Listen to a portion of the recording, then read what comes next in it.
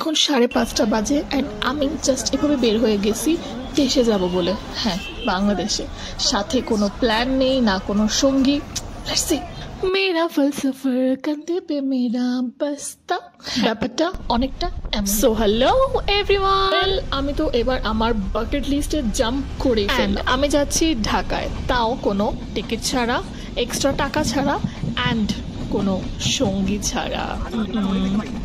Well, কথায় আছে না, সফর কা মজা মঞ্জিল পে নেহি রাস্তোं पे होते हैं, তো ये रहा मेरे रास्तों का मजा। আমার পুরো জার্নিতে অ্যাকচুয়ালি আমি একা ছিলামই না।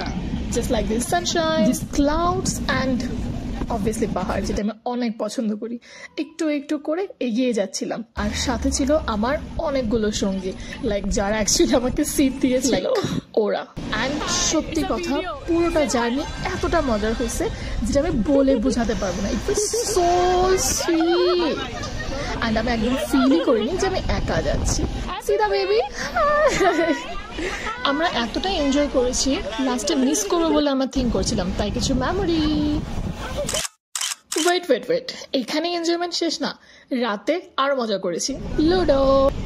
বাট এটাই শেষ, অ্যান্ড তারপরে বিদায় নিতেই হয়। And that was the last enjoyment. So yeah, পৌঁছে গেলাম হাওড়া স্টেশনে।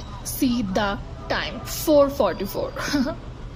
ওয়েল, কলকাতায় থাকবো আর অ্যাম্বাসিডর ট্যাক্সিতে বসবো না তা কি হয়? তাই তো উইন্ডো সিট চেপে হাওড়ার হাওয়া খেতে খেতে বাকিটা পথ পাড়ি দিলাম। সত্যি বলতে এই জার্নিটা আমার জন্য খুবই মেমোরেবল।